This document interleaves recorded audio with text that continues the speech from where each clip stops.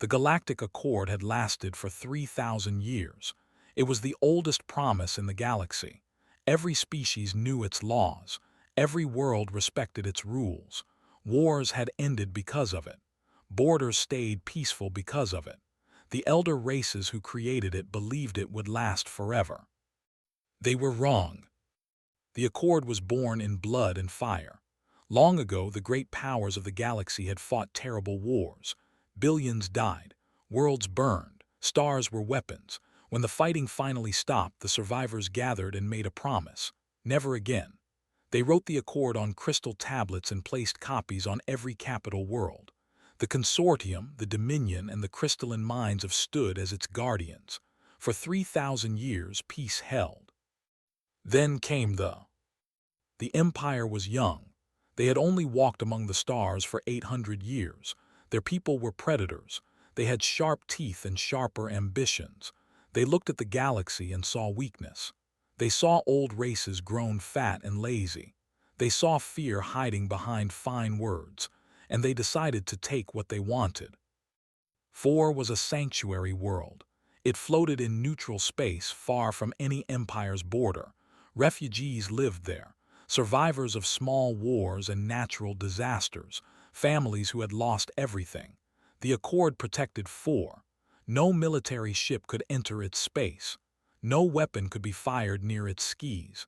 It was sacred ground. They did not care about sacred ground. Their fleet arrived without warning. 50 warships dropped out of hyperspace and surrounded the small planet. The people of 4 sent emergency signals. They begged for help. They reminded the galaxy of the Accord's protection. No help came. The High Commander broadcast a message to the planet below. His name was, and his voice was cold like space itself. He told the refugees they had 1 hour to surrender. He told them resistance was death. He told them the Accord was just paper and promises. The people of 4 had no weapons. They had no soldiers. They had only hoped that someone would save them. No one did. When the hour ended, they opened fire. Their ships rained plasma down on cities built for peace. Schools became graves. Hospitals became ashes. The screams of the dying filled every emergency channel, ordered his soldiers to broadcast everything. He wanted the galaxy to watch. He wanted them to see what happened when they decided to act. The attack lasted 6 hours. When it ended, 4 was silent. 2 million souls had lived there that morning. By nightfall, less than 30,000 remained. They hid in caves and ruins, waiting for rescue ships that were already too late. The galaxy watched in horror. Every species with access to communication networks saw the destruction. They saw children running through burning streets. They saw elders crushed under falling buildings. They saw families torn apart by weapons designed for war, used against people who had never held a gun. The Galactic Council called an emergency session. Representatives from 100 species gathered in the Great Chamber on Prime. Their voices shook with anger. Their words burned with outrage. They demanded answers. They demanded justice. The ambassador stood before them without shame. His scales gleamed under the chamber lights. His eyes showed no regret. When the council demanded to know why they had broken the Accord, he smiled. "The Accord is dead," he said. "It died because you let it die. You wrote laws but gave them no teeth. You made promises but kept no soldiers ready to enforce them. The Empire does not recognize paper treaties. We recognize only power." The chamber erupted. Species that had not agreed on anything for centuries shouted together in rage. But the ambassador simply waited. When the noise faded, he spoke again. "You will do nothing. You will issue statements. You will express concern, but you will not fight because you have forgotten how." He was right. The Consortium controlled the largest fleet in the galaxy. They could have crushed them in months, but they had not fought a war in 2,000 years. Their admirals were politicians. Their soldiers were parade guards. The thought of real combat terrified them. The Dominion was proud and ancient. They spoke of honor and duty. But when their council met, They voted to close their borders. Better to hide than to risk their own worlds. The crystalline minds of were the beings in known space. They calculated every possibility, every outcome, every risk, and their calculations told them that war was too expensive. Better to wait, better to hope they would stop on their own. Days passed, then weeks. The survivors of 4 drifted in refugee ships begging for any world to take them. Most were turned away. Resources were limited. Times were uncertain. Surely someone else would help. They grew bolder. They attacked supply convoys. They claimed mining colonies. When diplomatic ships protested, they destroyed them and called it self-defense. The galaxy sent more statements, more concerns, more empty words. In the outer spiral arm, far from the great powers, a small blue planet watched everything. Earth was not important. Humans had only joined the galactic community 80 years ago. Their technology was primitive by elder standards. Their ships were slow. Their weapons were basic. Their territory was tiny. The great powers barely noticed them. But humans noticed the great powers. They watched the hide. They watched the retreat. They watched the wise minds of calculate reasons to do nothing. And they watched the survivors of 4 slowly die in their drifting ships. The United Nations of Earth called a special assembly. Leaders from every human nation gathered in Geneva. They watched the footage from 4 together. They saw the burning cities. They heard the screaming children. They read the reports of elder races refusing to act. And then they made a decision. It was not a loud decision. There were no grand speeches or dramatic declarations. The humans simply looked at each other and nodded. They understood what had to be done. They understood that some things mattered more than safety, more than politics, more than fear. Somewhere in the galaxy, the High Command laughed at reports of human activity. What could the primitives possibly do? They were insects compared to the elder races, and the elder races had already surrendered. They did not understand humans. They did not know that humanity had been forged in fire. They did not know that humans had fought each other for thousands of years before learning to fight together. They did not know that when humans saw innocent people dying, something ancient woke up inside them. Something angry. Something patient. Something very, very dangerous. The galaxy waited for someone to act. The elder races hoped the problem would solve itself. They believed they had already won. None of them knew what was coming. 6 weeks had passed since 4 burned. The galaxy had settled into a new kind of quiet. It was not peaceful quiet. It was the silence of fear, the silence of shame, the silence of civilizations that had forgotten how to be brave. The Galactic Council met every 3 days now. Representatives gave long speeches about patience and wisdom. They formed committees to study the situation. They wrote reports about possible responses. They did everything except act. Ambassador of the consortium was the loudest voice for caution. He was old, even by standards. His blue skin had faded to gray. His 4 eyes blinked slowly when he spoke. He had served on the council for 200 years, and he had never seen real war. He prayed he never would. "We must be patient," he told the assembly for the 100th time. "They are aggressive, yes, but aggression burns itself out. They will overextend. They will make mistakes. Time is our greatest ally. We must simply wait." Some representatives nodded. Others looked at their feet. A few stared at the empty seats where the delegation from 4 used to sit. Outside the council chambers, the galaxy was not patient. News networks played the same footage over and over. Burning cities, running children, bodies in the streets. Ordinary citizens on 1,000 worlds asked the same question: why is no one doing anything? Their governments had no good answers. The survivors of 4 were dying slowly. Their refugee ships had limited supplies. Water recyclers were failing. Food was running out. Medical stations on nearby worlds refused to take them. "We have no room," they said. "We have no resources. Surely the council will help soon." The council did not help. The watched all of this with growing confidence.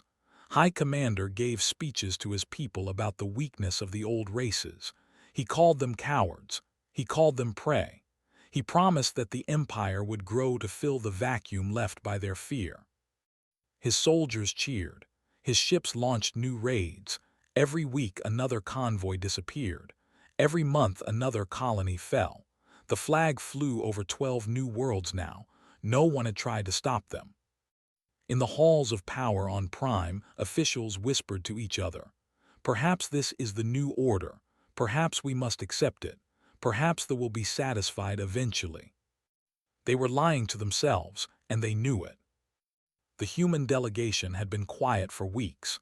They attended council meetings but rarely spoke. Their ambassador, Wei, sat in the back row and took notes. The elder races assumed she was learning. They assumed humanity was too primitive to contribute anything meaningful. They did not notice that Wei's notes were not about council procedures. They were about fleet positions, supply lines, response times. She was not learning how the council worked. She was learning why it failed. On the 43rd day after 4, Wei requested permission to address the assembly. The council speaker almost her. Human speeches were usually short and unimportant, but protocol required that every member species be heard. The chamber was half empty when Wei walked to the speaking platform. The ambassador was reviewing documents. The delegation was having a private conversation. The minds of had not even sent a representative. Wei did not seem bothered. She stood straight and still. Her dark eyes swept across the chamber. When she spoke, her voice was calm and clear. 43 days ago, 2 million people died on 4. Since then, this council has held 19 sessions. You have passed 0 resolutions. You have deployed 0 ships. You have saved 0 lives. The casual conversation stopped. Representatives looked up from their documents. 30,000 survivors are still drifting in space, Wei continued. Their children are hungry. Their sick are dying. They have sent 1,016 distress calls. Not one has been answered by any member of this council. Shifted in his seat. Ambassador, the situation is complex. We must consider. You must consider nothing, Wei said. Her voice did not rise, but something in it made the old stop talking. You have considered for 43 days. While you considered, they took 6 more systems. While you debated, they killed 4,000 more civilians. Your consideration is cowardice with better vocabulary. The chamber went completely silent. Wei looked directly at the ambassador. You have the largest fleet in the galaxy. You could end this in weeks, but you will not fight because you have forgotten what fighting means. You have lived in peace so long that you think peace is free. It is not. Peace has a price. Someone must be willing to pay it. The delegate rose angrily. And what would humans know about this? You are children among the stars. Your civilization is barely 10,000 years old.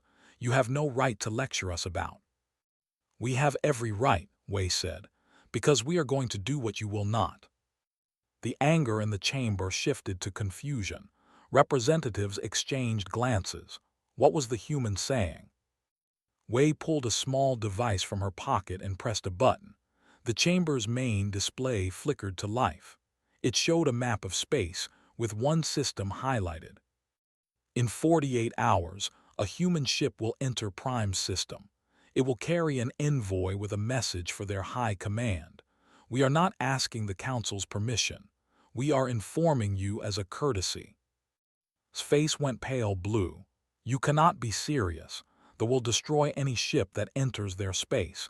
You would be sending your people to their deaths. Perhaps, Wei said, but at least we would be sending them, which is more than any of you have done. She turned to leave, then stopped. The accord is broken. You are right about that. But it was not the who broke it. They only proved it was already dead. The accord died when this council decided that peace was more important than justice. When you chose your comfort over other people's lives. when you watched children burn and calculated that helping them was too expensive. She looked at the assembled representatives one more time. Humanity has a saying, evil wins when good people do nothing. For 6 weeks you have done nothing. Now we will show you what something looks like. Wei walked out of the chamber. Behind her, chaos erupted. Representatives shouted questions. Diplomats demanded explanations. The ambassador called for an emergency session. But in the chaos, some noticed something strange. The representatives from smaller species, the ones with little power and few ships, were not shouting. They were watching the door where Wei had disappeared, and some of them were smiling. On Earth, final preparations were. A ship was being loaded. A crew was being selected. A man named Cole was reading everything ever recorded about the Empire. He had volunteered the moment he heard about 4. He had known, somehow, that it would come to this. That someone would have to go. That someone would have to look thee in the eyes and say what the galaxy was too afraid to say. Cole was not afraid. He had been afraid many times in his life, in the trenches of the Mars uprising, in the burning corridors of the station disaster, in the long nights after his daughter died and the universe seemed empty of meaning. But he was not afraid now. He was angry, and human anger properly focused was the most dangerous force in the galaxy. The elder races would learn that soon. They would learn it sooner. The UNS Prometheus was not a warship. This was important. The humans had chosen their vessel carefully. They wanted the galaxy to see a diplomatic cruiser, not a battleship. They wanted everyone to understand that humanity was not coming to start a war. They were coming to end one. The ship launched from Luna Station on a Tuesday morning, Earth time. No ceremony marked its departure. No crowds gathered to watch. The mission was public knowledge, but humans did not believe in grand gestures before the work was done. They saved their celebrations for after. 43 people were aboard, all volunteers, all chosen from thousands who had applied, engineers who kept the ship running, pilots who could fly through anything, soldiers who hoped they would not need their weapons, and one envoy who carried the weight of humanity's message on his shoulders. Cole stood on the bridge as Earth grew small behind them. He was 53 years old. His hair had gone gray at the temples. His face carried lines from years of hard choices, but his eyes were clear and steady. They were the eyes of a man who knew exactly what he was doing and why. The crew respected him. They had read his file. They knew about his service in the colonial marines. They knew about the accords which he had negotiated after humanity's first and only interstellar war. They knew about his wife, who had died in that war. His daughter, who had died 5 years later from a disease they caught too late. Cole had lost everything once. It had not broken him. It had burned away everything soft and left only iron behind. The journey to space would take 11 days. Faster ships existed, but humanity did not have them. The elder races had faster-than-light technology that humans could not match. This had always made humanity seem weak. Slow ships meant slow responses. Slow responses meant the galaxy did not take humans seriously. But Cole knew something the galaxy had forgotten. Speed was not everything. Determination mattered more. Humans had crossed oceans in wooden ships. They had reached the moon with computers weaker than a modern calculator. They had survived ice ages, plagues, and wars that should have ended their species. They were slow, they were primitive, and they never ever gave up. 3 days into the journey, a patrol ship intercepted the Prometheus. It was 10 times the size of the human vessel.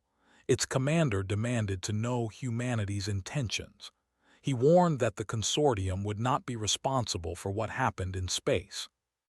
Cole's response was broadcast across the galaxy. Someone on the ship leaked the recording.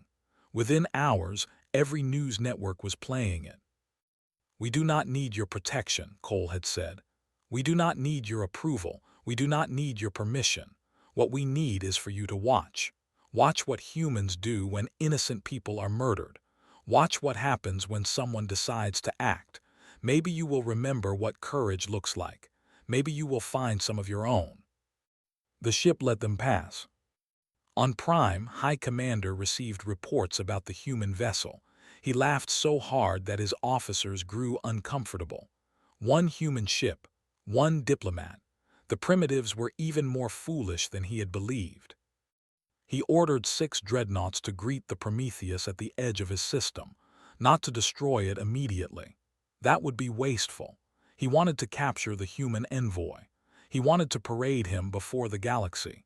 He wanted everyone to see what happened to species that challenged authority. His advisors asked if he was concerned about human retaliation, dismissed the question.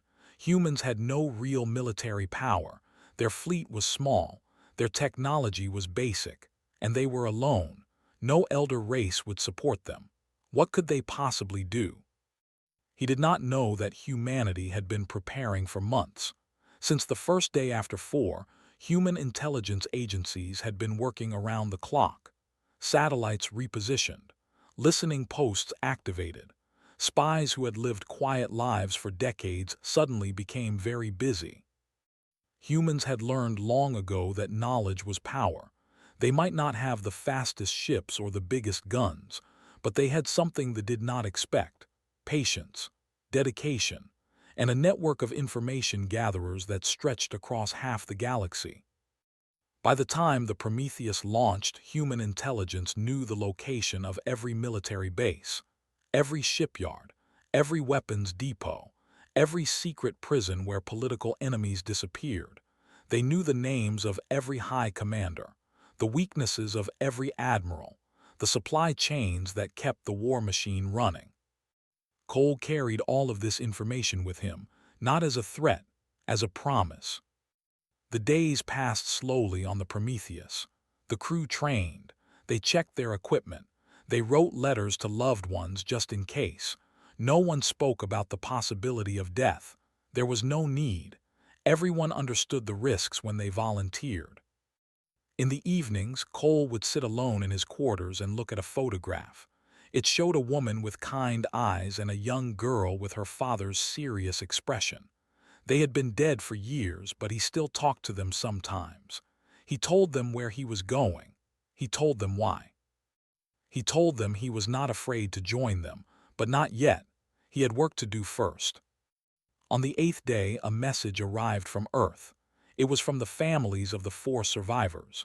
Somehow, word had reached them about the human mission. Their message was simple, just 2 words repeated in a dozen different languages. "Thank you." Cole read the message 3 times. Then he gathered his crew on the bridge. "In 3 days we will enter space," he told them. "Some of you may not come home. I will not lie to you about that. They are killers. They proved that on 4. They will not hesitate to destroy us if they think it serves their purposes." He looked at each face, young and old, scared and determined, human. "But I want you to remember something. We are not doing this for glory. We are not doing this for revenge. We are doing this because 2 million people died and no one answered. Because 30,000 survivors are still waiting for help. Because the galaxy watched and did nothing." He held up the message from the survivors' families. "We are doing this because someone has to. Because humanity has always understood that some things matter more than survival. Justice matters. Compassion matters. Standing up for people who cannot stand for themselves matters. That is who we are. That is who we have always been." The crew stood. Fear was still there in some eyes, but something else was growing. Pride, purpose. The ancient human fire that had carried their species through every darkness. "They think they know what we are," Cole said. "They think we are primitives, insects, easy prey.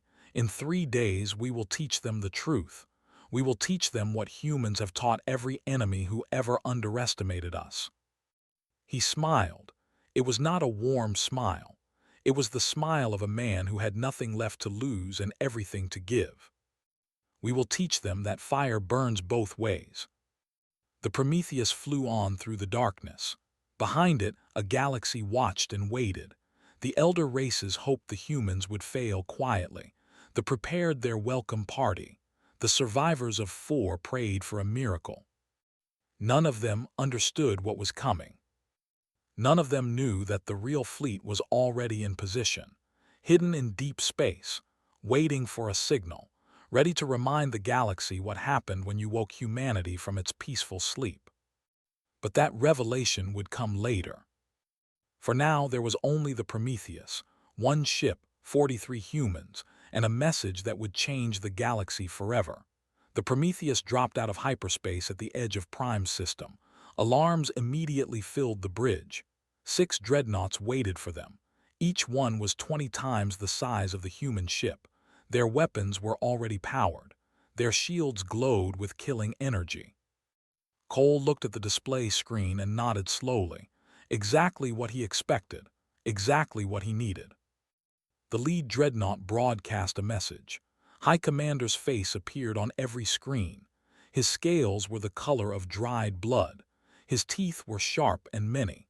His eyes showed the confidence of a predator who had never met a real threat. "Little humans," said, "welcome to space. We have prepared a special greeting for you.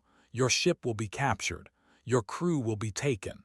And your envoy will kneel before me while the galaxy watches." He laughed. It was an ugly sound. "Unless you prefer to die quickly, that can be arranged too." Cole stood from his chair and walked to the communication panel. His crew watched him with steady eyes. They had trained for this moment. They knew their roles. They were ready. "High Commander," Cole said. His voice was calm and clear. "I am Envoy Cole of the United Nations of Earth. I am not here to surrender. I am not here to kneel. I am here to deliver a message." Smile grew wider. "A message from the primitives. This should be amusing. Speak, little human. Let the galaxy hear your final words." "Very well." Cole pressed a button on his console. "I am broadcasting this transmission on all frequencies, every ship, every station, every world in space and beyond. What I say now, the entire galaxy will hear." On thousands of worlds, screens flickered. News networks interrupted their programming. The Galactic Council stopped mid-session. Everyone turned to watch the small human standing on his small ship, surrounded by 6 engines of death. 49 days ago," Cole began, "the Empire attacked the sanctuary world of 4. 2 million innocent people died. They were not soldiers, they were not enemies.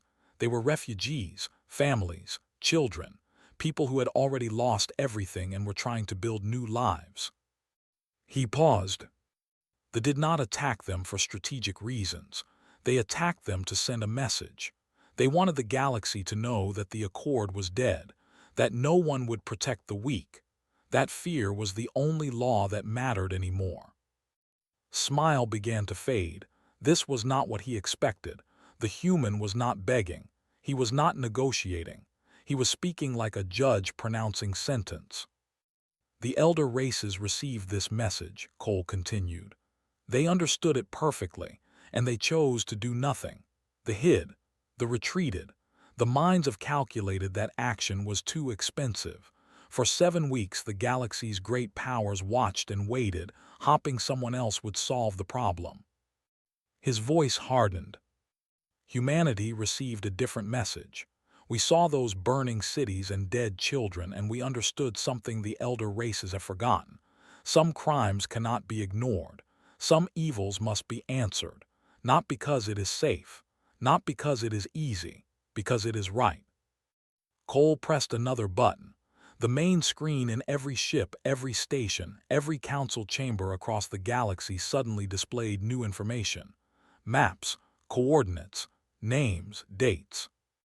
"High Commander, I am now transmitting the location of every military installation, every hidden shipyard, every black site prison, every weapons depot, every classified facility your empire believed was secret."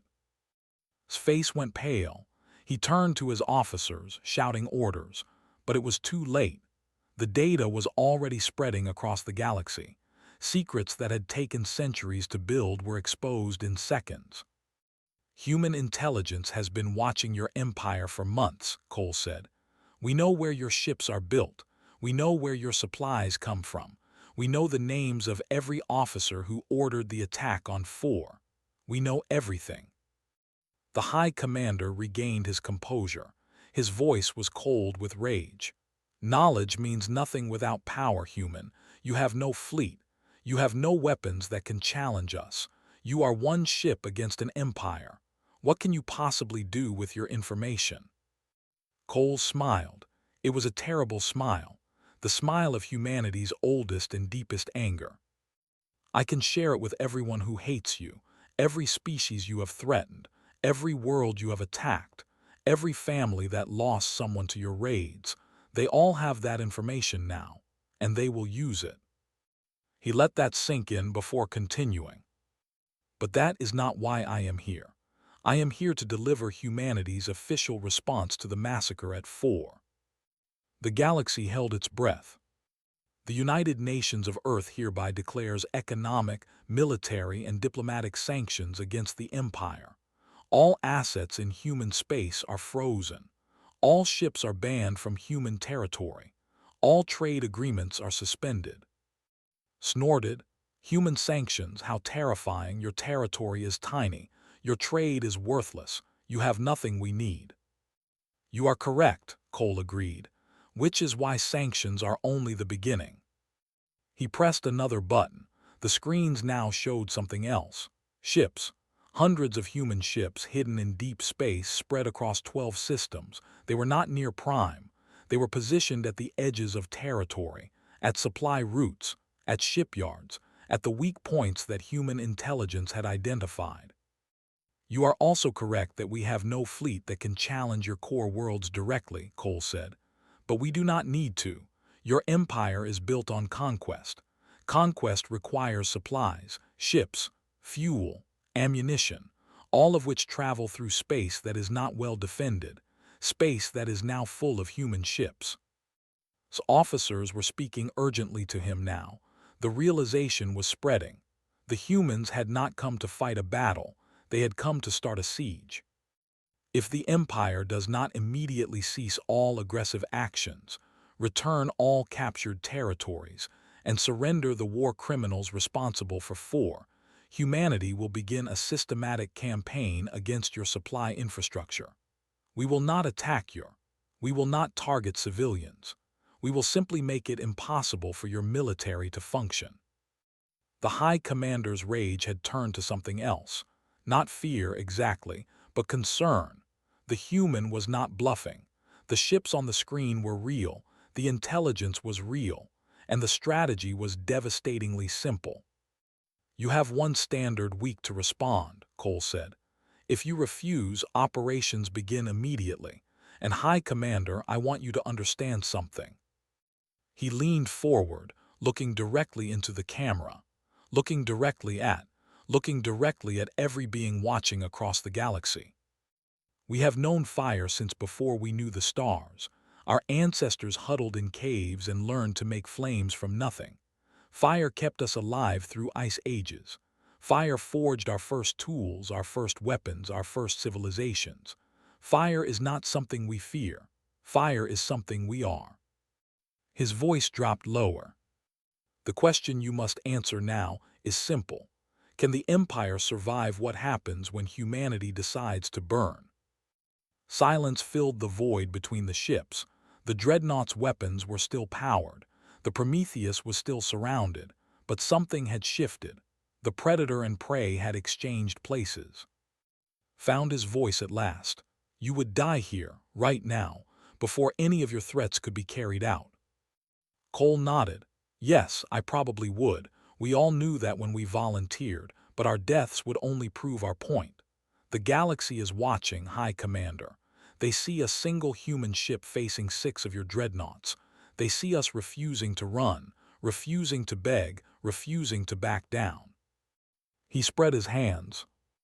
Kill us, make us martyrs, and see how many other species find their courage when they watch humans die for principles the elder races abandoned. The transmission continued for 3 more minutes. Neither side fired. Neither side backed down. In the end, ordered his ships to escort the Prometheus to a holding position while he consulted with his government. He needed to buy time, he needed to think. But across the galaxy, the thinking was already done. Species that had been afraid for weeks were suddenly asking new questions. If humans could face with one ship, what could we do with 10, with 100, with 1,000? The fire had been lit, and it was spreading, that killed them anyway. On the fourth day of negotiations, High Commander lost patience. The human envoy refused to show weakness. The human crew refused to break. Every day that passed, more species across the galaxy were talking about resistance. More voices were calling for action. The humans had turned their captivity into a symbol and could not allow that symbol to live. The order was given at midnight. 6 dreadnoughts opened fire simultaneously. The Prometheus had no shield strong enough to survive such an assault. The ship broke apart in seconds. 43 humans died in the darkness between stars. Cole's last transmission was recorded by a dozen different sources. His voice was calm to the end. "We knew this might happen. We came anyway. Remember us, and remember what we died for." The galaxy watched the Prometheus burn. For a long moment nothing happened. The elder races had expected this outcome. They had proved their strength again. Order would return. Fear would win. Then the humans responded.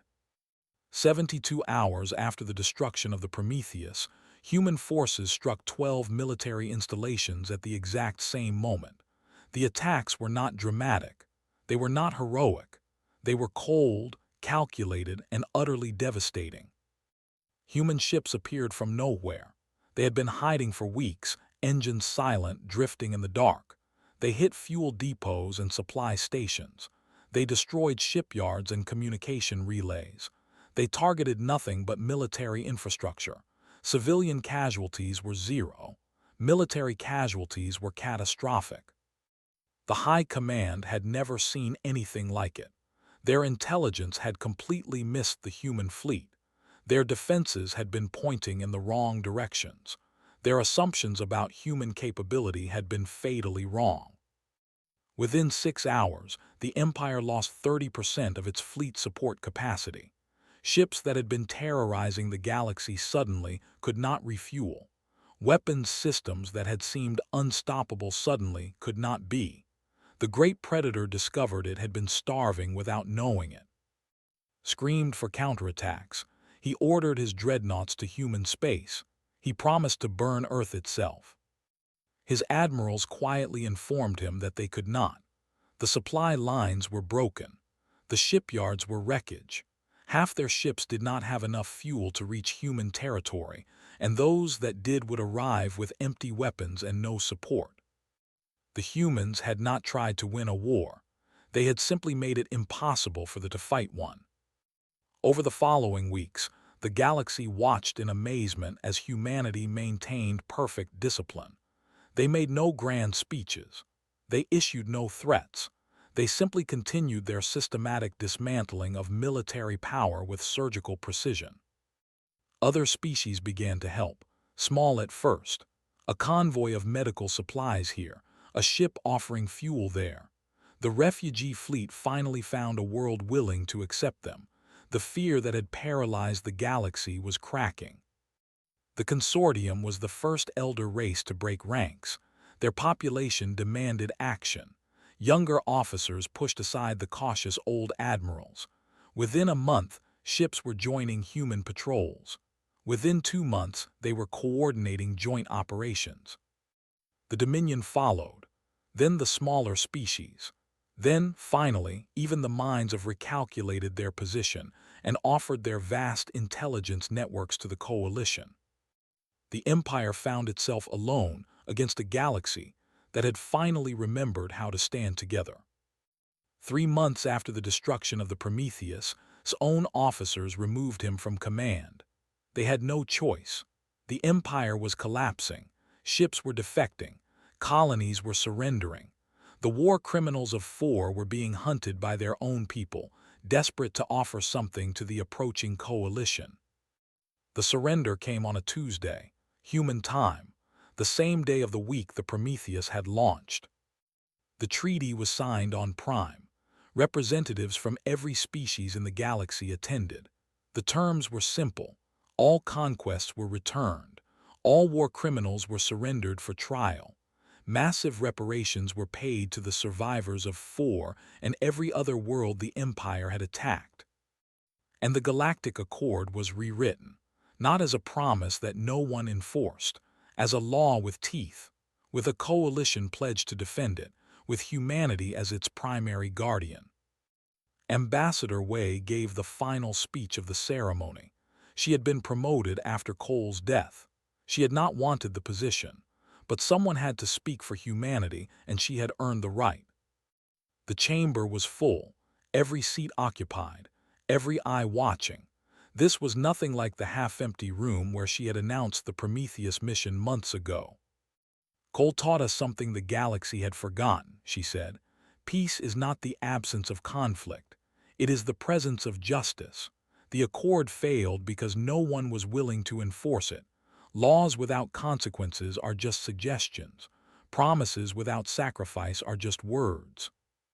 She looked at the assembled representatives, and the minds of 100 other species. Some had helped humanity. Some had hidden until the danger passed. All were here now. This changes today. The new accord is not just a document, it is a commitment. When someone attacks the innocent, we will respond. When someone breaks the peace, there will be consequences. Not because it is easy, not because it is safe, because it is right. The ambassador rose. His voice was humble in a way it had never been before. Ambassador, I must ask, why did humanity risk so much? You had no obligation to help four. You had no alliance with its people. You gained nothing from this war except casualties and debt. Why did you do it? Wei smiled.